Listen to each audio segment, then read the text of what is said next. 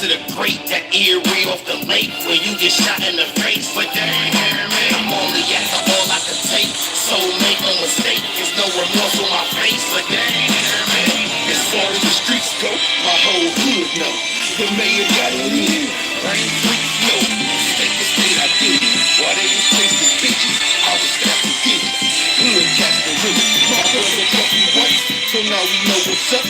This baby mama is a slut and ain't no letting up. A week after we went to jail, she was licking nuts. I guess she was doing what she had to. Test me and get laid out. Ain't no loyalty amongst you two clowns. They say love is blind, and I see. What's really good? What's really good? You not tuned into the game changer, Coach Dnellz in the building. You know what I mean? And I just wanted to come out here quickly and chop it with y'all a minute about the first day of NFL free agency and how it is crazy. The beginning of the league year, for all those that's not familiar with the NFL and the offseason concepts, the year doesn't go like a traditional year go that we're used to. You have the NFL season, and then usually around March, beginning of March, second week of March, usually the second Wednesday of March, it is the beginning of the league year, and that's when everything from the past season now transitions over to the next season. Signing bonuses, times where you can make trades, free agency kicks off, people getting ready for the draft next month. So it's really, really, really, really popping right now as far as the NFL concerned. Um, well, let's jump right into some of the biggest news. Wait, hold on, y'all. Some of the biggest news. Biggest news being the top threats. NFL is now a league of playmakers on offense and defense. People who directly impact the ball in play and the scoreboard. So positions like quarterback, running back, receiver, tight end, cornerback, pass rusher, defensive back. These are at a high premium. Doesn't mean that other positions aren't important. The trenches, the front, offensive line, defensive line, linebackers, tight ends. It's not that they're important, but the league is just more now on show flow and selling tickets. So every team is trying to get their franchise quarterback, their franchise pass rusher, their franchise pass defender, or whether it be the franchise running back or receiver to go with their quarterback. This is what everyone's doing. So let's start with some of the big names: Antonio Brown, Le'Veon Bell, Odell Beckham Jr. These guys were clearly not happy in the situations they were in for the 2018-2019 season. They were duly noted. Le'Veon didn't even show up for work at all. He just said, I ain't coming. So he was definitely ready to get out of New York. You also had I'm sorry. Yeah, Odell, he was ready to get out of New York. You had, like I say, Le'Veon didn't even show up for work. He was ready to get out of Pittsburgh, clearly. Even though Odell, switching back to Odell, even though he got his money, they made him the highest paid receiver. I think he got a 5-year, $95 million contract, with like 41 guaranteed or something, or 60 of it guaranteed or something like that. So he definitely got a fly contract. But unfortunately, he wasn't happy with that. He didn't like the way the team was going. Antonio Brown was clearly disgruntled. He called being in the Steelers organization out all year. All year. He did not hold back. He was not playing. He was clearly not happy in the situation he was in. He was ready to go. So, what happens on the first day that people can start agreeing to contracts?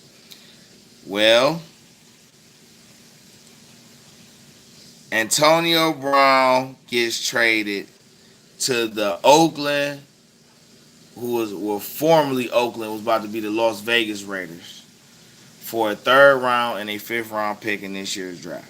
Now this year's draft is pretty loaded, especially when it comes to defense, and it's quite a few offensive standouts though. So you could definitely get some nice pieces in lower rounds in this draft. That's usually what that means for a draft that's loaded. That means you can find first round talent in the third or fourth or fifth rounds, and maybe even second round talent in the sixth and seventh rounds, things like that. So Antonio Brown gets traded. Now it's him and Derek Carr, and okay, now Oakland has the fourth pick, the 27th pick, and like the 20th pick or something like that, 24th pick, and so okay, they don't have to worry about receiver, and you got to worry about the running back. Now it was very big talks that they might get Le'Veon. What was Le'Veon gonna do? Was Le'Veon gonna rejoin with Antonio and try to stick it to Big Ben and all this other craziness? And I had retweeted Le'Veon last night, and it was funny because I literally retweeted him. I don't know if it was moments before he made his decision or maybe an hour or two or something like that. But I had just retweeted and just told him like, man, look, if you want to win now, you know what I mean, and get a 3-year deal, then you probably should go to the Raiders because they're probably off. You should go to the Raiders.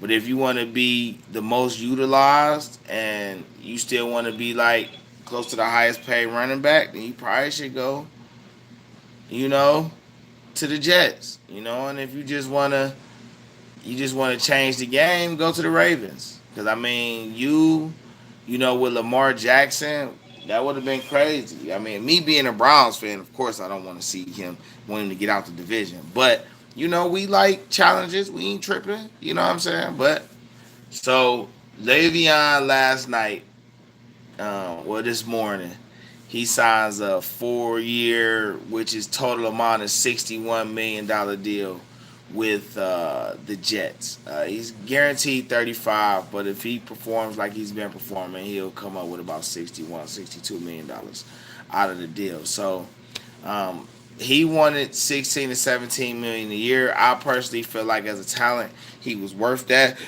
But if you want to take off, a million or two for being suspended the first 4 games of a lot of years for you know injuries, or age, position, then but I still thought he was definitely worth 15 to 17 million just because of what he brings to your team. A guy like that, what he brings to the team, the different ways you could utilize him and manipulate the defense to open up passing lanes or running lanes for the rest of your weapons.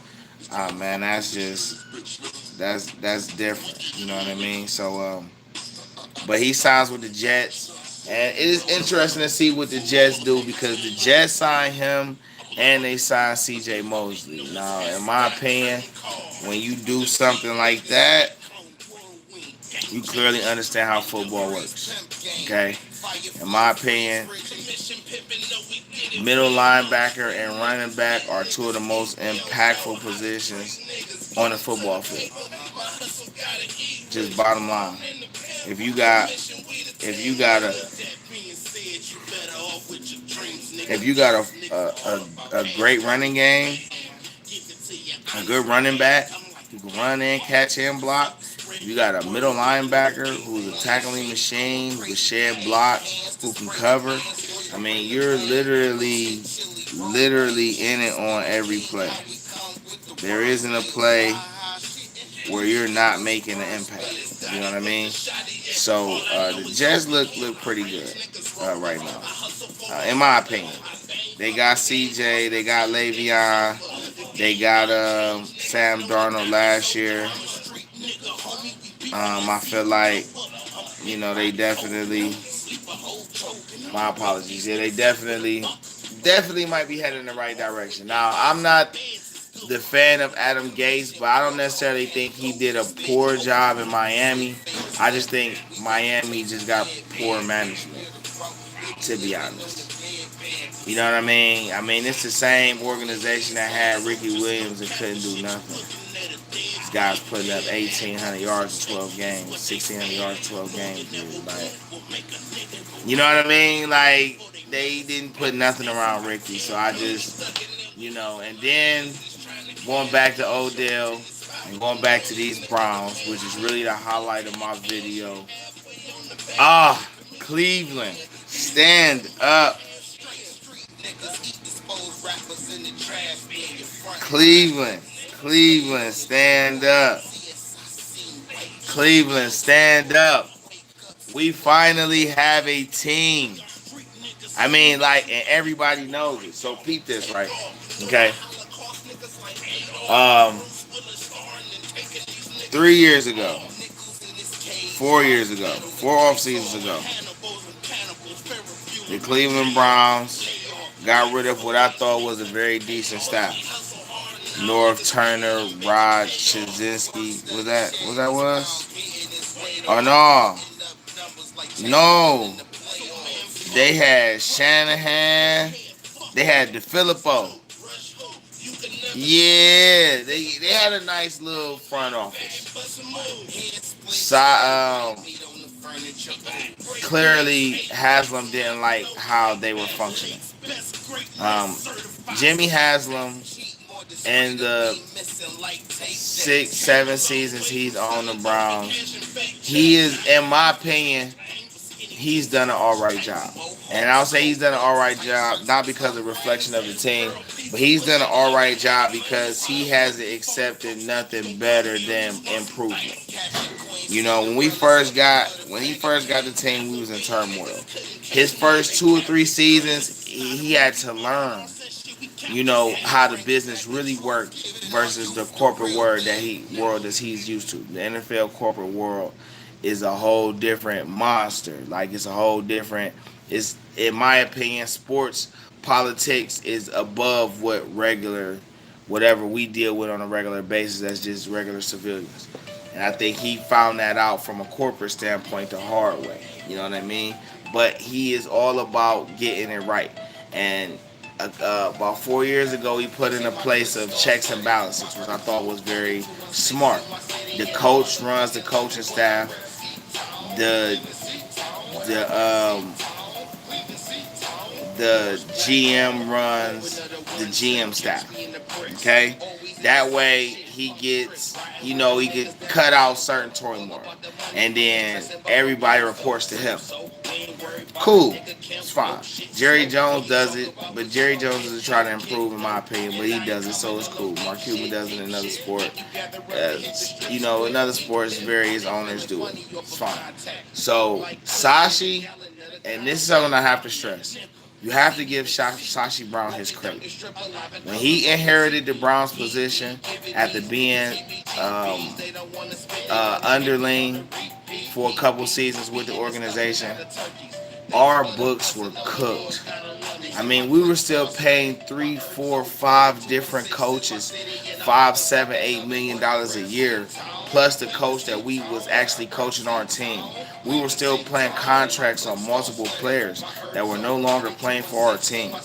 Okay, we didn't really have draft picks like that because the previous regimes were just idiotic in the moves they made, and it just wasn't a lot of smart football decisions being made for the Cleveland Browns franchise. What Sashi Brown did was, in 2 seasons, he gave us at least 10 picks and 3 to 4 drafts upcoming. He got us at least 8 or 9, but I think it's 10 or 11. He freed up all the cap space. He got rid of all them bad contracts, all of them, which is very smart. Hugh Jackson. A lot of people talk shit about what Hugh did, but Hugh came in and initiated the culture change in the locker room. He came in and breeded togetherness and playing for one another and doing it the right way. People say he wasn't stern enough, and he was too much of a player's coach, and that may be the case. I'm not necessarily opposed to that being the truth. What I am saying though is that if you're not a Cleveland fan, if you wasn't in Cleveland, you didn't understand what that man did, you got to give him his props. He changed the mindset in there. Before that, people didn't really care about winning. You know what I'm saying? But he was able to draft certain pieces and bring in certain pieces that really helped change the culture. You know, these cats want to win. You know what I mean? Now I ain't saying they came from winning programs and they was used to winning, but these cats wanted to win and they loved football for the guys he brought in. Okay, he was very much sabotaged by Sashi Brown.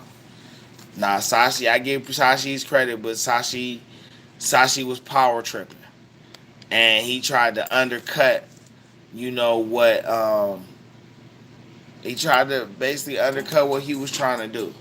You know what I mean? And I think stuff would have progressed a lot faster if he wouldn't have did that to you. If he wasn't trying to get free agents he wasn't asking for, or making moves to not to get the players he was asking for. But in hindsight, what Sashi did had way more future ramifications than it did current ramifications at the time. I mean, more future benefits than present day ramifications. So, you know, it was cool.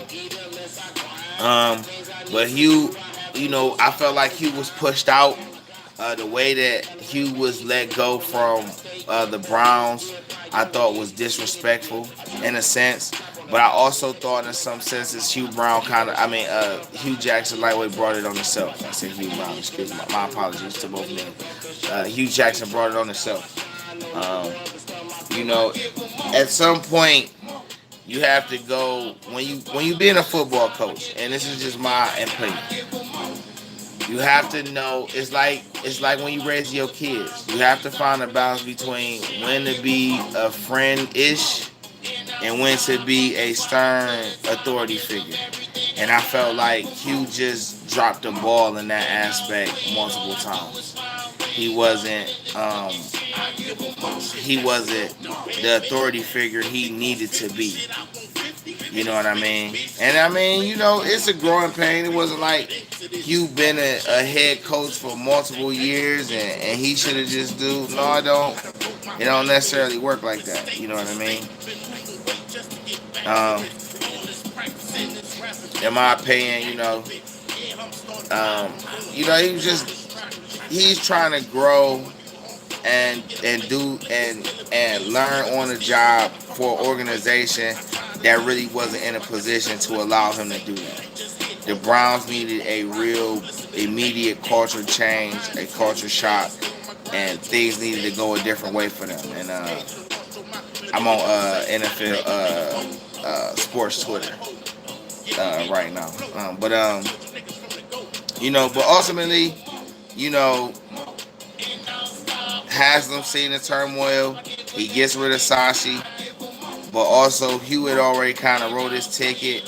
So he brings in John Dorsey after firing Sashi and basically gave Hugh a chance to do his thing with a legitimate football mind running the GM position. Um, what John Dorsey did with that front office staff was awesome.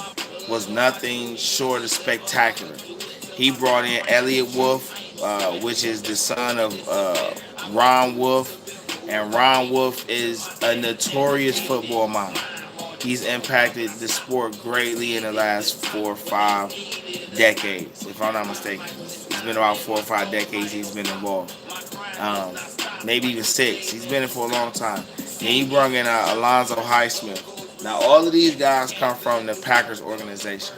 And what I like about them coming from the Packers organization is that the Green Bay Packers is a city-owned team, which means their fan base has a direct impact on who gets signed and who doesn't. Okay? They pay for the stadium, they pay for the salaries. It's one of the only franchises that does that in America. Okay? With that being said, they understand the relationship and the importance and the impact that a thriving football team has on the city.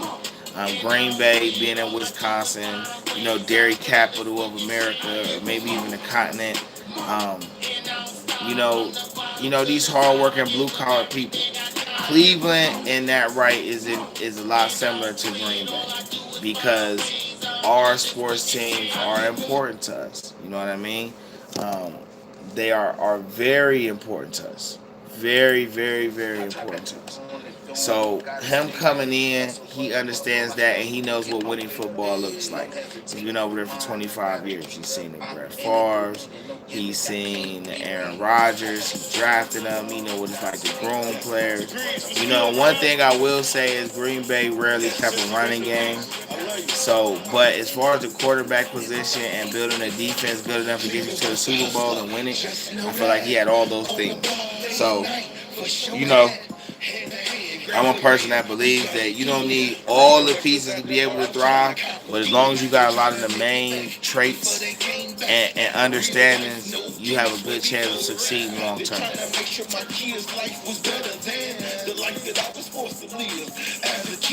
Situations come and go, and pain too. So when you stick to the plan and live by the rules, loyalty or nothing, and that will never change.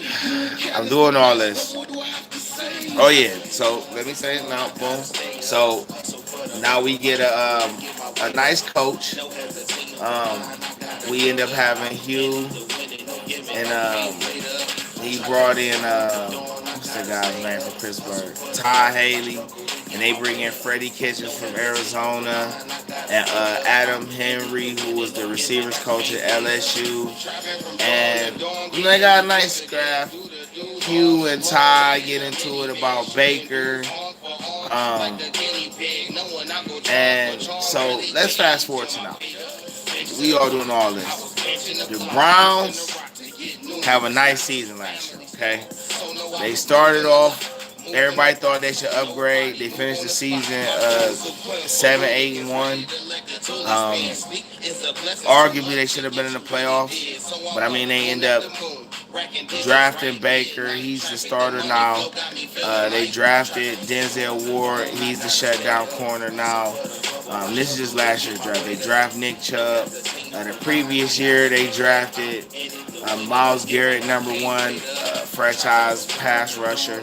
They drafted Jabril Pepper as a franchise safety, and they got David Njoku.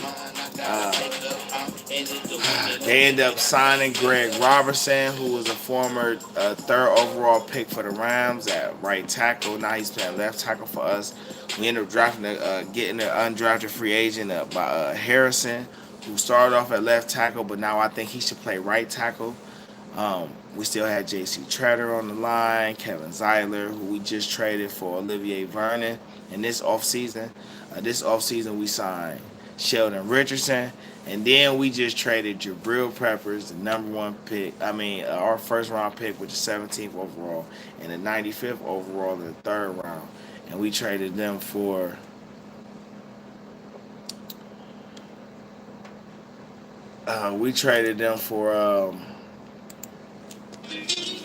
Odell Beckham Jr.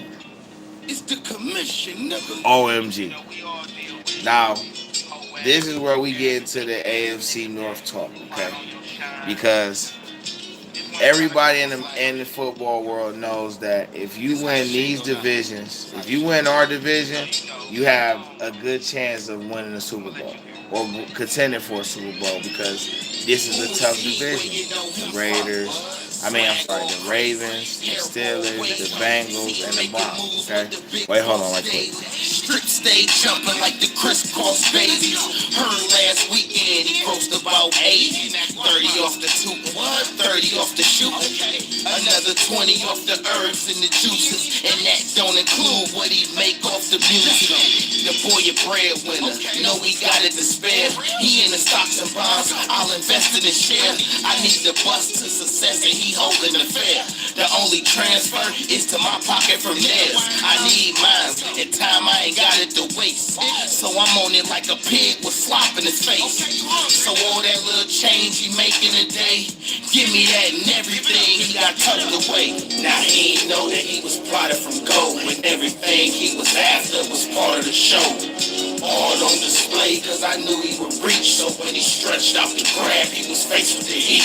Niggas gamble with their life until they under a sheet. At least when they fucking with me, I'm letting them know. Bring a army when you ready for woe, cause every trip I'ma settle the scope. Oh, gun side, what you talking about? You take the front, I'll take the back. I had a whole club sparking out. If he talking, make a target out. The only thing about it, he don't know that he the target now. You act all cool, I'ma act all rude. So when the drama goes off, we can both act shrewd. It's gonna take a little bit more for us to get that dude. So my suggestion's diplomacy. Hope you think things through, but he didn't. So close caskets for the ending, and ain't no more street clothes. It's just suits ready for the fitting. Guess you ought to get what the good is getting. A real big pussy, just played him for the kitten. Should've listened, had no intentions of me ever betraying my folks. So I do him like Patrick Swayze, y'all, and make him a ghost. If these bullets got viruses, we gon' make him a host. And loyalty is loyalty, and I've been loyal for sure. Now he ain't know that he was plotted from gold, when everything he was after was part of Shouts out to Loyalty to Nothing TV. You listening just to the EP of the Grease Pimp Game. I think you got a really nice EP. Should be dropping sometime in the next couple months. Definitely make sure y'all check that out. Loyalty to Nothing TV. Make sure y'all subscribe to the page. Definitely be looking for the music they're gonna be dropping. It's definitely gonna be a lot of hot fire. But as I was saying about the North, you know, you win our division and you're most likely a contender for the Super Bowl. You know, we have the Ravens in the AFC North. It's the Ravens, the Steelers, the Browns, and the Bengals. Outside of the Browns, the other three teams been pretty formidable for the last decade or even in the 2000s, just period. The Browns have been a dumpster fire. Bottom line, garbage franchise, a lot of turmoil, changes. I mean, it's just been a disaster, to say the least. It's been a disaster. But as I was saying earlier in the broadcast, you know, the owner that made some changes. He got in a few guys now that actually know what they're doing. And they just made these moves, man. These moves. I understand it's a little all over the place, so bear with me. I appreciate y'all tuning in, but listen to me. These moves, boy, these moves. You cannot underestimate these moves, okay? It is real in the field. So now the Browns have, this is what the Browns look like current day, okay? This is what the Browns look like. Our coach, Freddie Kitchens. Freddie Kitchens did an awesome job last year. He came in as the running backs coach under head coach Hugh Jackson and offensive coordinator Todd Haley. Hugh, like I say, man, Hugh didn't make it. Haley turned around and got fired the same day Hugh got fired, and then Freddie took over. From the time Freddie took over, the Browns went 5-3. Arguably could have went 7-1, but they went 5-3, and they retained him as the offensive coordinator. They retained Adam Henry as the receivers coach. They brought in Todd Munchkin, who's from the Big 12. Texas Tech, Oklahoma, a couple few places where they had high-power offenses for the type of offense Baker's used to running.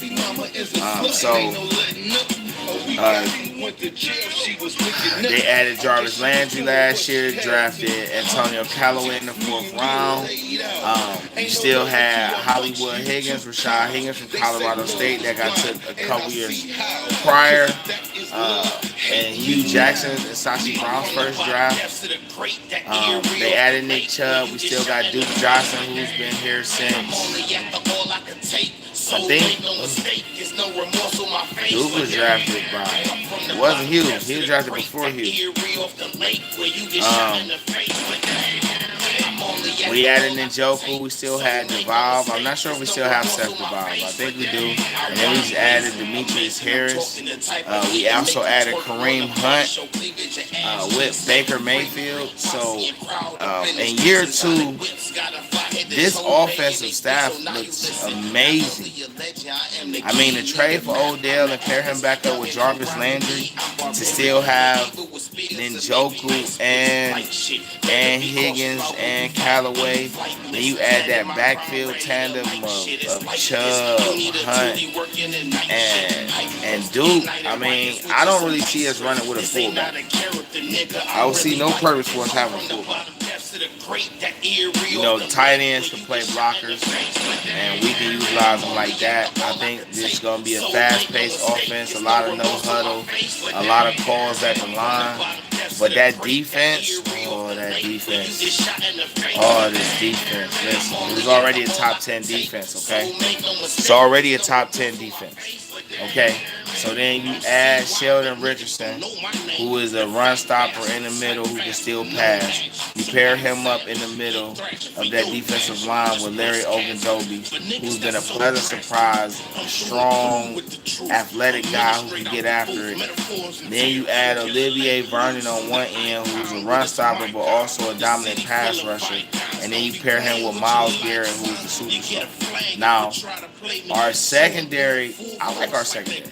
I mean, you got Denzel Ward, Pro Bowler in his rookie season. You still got Derrick Kendrick, who I think is a very good, strong safety, a hitter, who can cover a little bit, cover enough, but definitely supportive in the run and can punish receivers in the open field. You still got Demarius Randall, who can either play safety or corner. You still got Terrence Mitchell and Bodie Calhoun, who I think are very good talents, young guys, third, fourth season, fourth, fifth season, something like that. But we had Jabril, but we traded him for Odell. Now it was talks of them bringing in Earl Thomas, but once again, let's talk about the old Browns, these Ravens. And I gotta say, Ozzie Newsome made some good chess moves last year. We got Baker, he made sure he got Lamar. Okay. We got Callaway, he made sure he got the best tight end on the board last year. So now his running quarterback has a franchise tight end. Okay. The Ravens just signed Mark Ingram. Okay. Pairing Mark Ingram with Lamar Jackson is going to be, oh my God, that is going to be a crazy combination of running. So they're going to clearly be able to run. They want to be able to run because they see we got a nice little run-stopping team. Even though the Cleveland Browns linebackers could use an upgrade, and I really foresee them making some type of free agency push towards a nice middle linebacker who could run the team, and a nice safety, because it wouldn't shock me if they move Randall back to corner. Him on the opposite side of Ward would be awesome, especially if you could add some nice free safety. The Ravens lost C.J. Mosley, and we were in talks of getting Earl Thomas. We probably would have got him for like 3 years, like 30, 35 million. But the Ravens came in and offered him 55 million. And I think the Ravens only did that because they didn't want us to get him. Imagine us getting Earl Thomas too after getting OBJ. They didn't want him. So I don't knock them. I thought it was a good move on the Ravens' behalf. I don't know what the Steelers going to do, but don't count them out. A lot of people want to give Cleveland a crown right now. Hell, I want to give them the crown right now. But one thing about the Ravens and Steelers is they have good farm systems, which means they draft well in the later rounds, and those players end up staying in those systems and staying backups for 3, 4, 5, 6 years. By the time they actually become a starter, they've been in the system so long, they've already grew to what they need to be. So, they 3, 4 seasons of fame is fine. I mean, you get in the NFL when you're like 21. By the time, if you sit on the bench 5, 6 years, you're like 27, 28, you in the prime, you play 3, 4, 5 seasons, you at 31, 32. Usually those type of guys get good contracts in their later years because they sat on the bench so long. And that's really how NFL contracts work. You get paid for the work you put in already. That's really how it works. But they made the chess move. They got Earl and Ingram to go with, but nobody's doing what the Browns doing.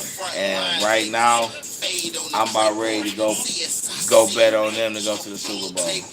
I believe in Baker. I believe in Freddie. I believe in now we got Steve Wilkes on defense. And I feel like if he's going to do what he did to that Carolina defense, Tom Brady better watch out. Belichick versus Kitchens. I can see that. These guys are going to be hard to stop. These Browns are going to be hard to stop. Okay. That defense, if they run a hybrid defense, which I think would be smart, oh my God. For the interchangeable pieces, I hope they give a look at Mark Barron. I would love for them to bring him. If they can bring him and Ha Dix, that'd be awesome. That'd be awesome. I suspect though, right now, if I had to predict what the Browns would do next year, saying that they could take both games from, I think they could take both games from the Bengals and the Ravens. They might split 1-1 with the Steelers, so that gives them at least 5 wins right there. And then they gotta play, some of the good teams. So I could see the Browns winning 9 to 10 games. 9 to 10 games. That's more games than they won last year. I think 9, 10 games. Being the most, 9 being the least. They got to get at least those for it to even be a decently successful season. But if they come out the gate storming, you could see the Browns go 13-3, man. I mean, they probably gonna have a pretty crazy schedule. It's probably gonna be pretty tough. The Browns usually get a pretty tough schedule, but I think they could really make some waves. So, like I say, I just wanted to stop in one time, just talk a little bit about the Browns, the AFC North, and a little bit of free agency, and just how that impacted my team, the Cleveland Browns. Kudos to John Dorsey, to Freddie Kitchens and the staff, newly acquired Steve Wilkes. Big shout outs to Baker, OBJ, Nick Chubb, Duke Johnson, Jarvis Landry, David Njoku, Greg Robinson, Desmond Harrison, Joe Batonio, J.C. Treader, Aaron Corbett. That whole little offensive staff. Hollywood Higgins, Antonio Callaway, what I'm saying? Shout out to that whole defense. Welcome Richardson and Olivier Vernon. Y'all should mess well with Okajobi and Myles Garrett down there. I really want to see, though, Dorsey, I want to see what you do with that linebacker position. I really feel like you need a hitter in that. You need a tackling machine in that middle. So if we have to package up some picks to move up, we need a hitter in the middle. We need a hitter. We need somebody who control that middle. I really think the Browns would do best right now if they can get Ha Dix. I will also suggest they try to bring in Mark Barron and let him play right outside linebacker so he can cover, and then draft your middle linebacker. You know what I'm saying? I'm big on Devin White. I'm big on Devin Bush. But I definitely think we need a middle linebacker. But we still got Avery. And to be honest, if you just bring in Mark Barron, I will move Avery to the middle. I like how he moves. I think he could play middle. I think he's strong enough. I think he's fast enough. So, I mean, at worst case scenario. But I'm Coach Dnellz. Appreciate y'all tuning in to GameChanga. Yeah, I mean, definitely subscribe to the channel, like, share, give me your feedback. You know what I'm saying? And hit us up at DCOMM3@gmail.com. Email us. We do customized clothing, recording, green screen, video, photography. So whatever your needs is, please hit us up. Let us know what you want to do. We can discuss prices and arrangements.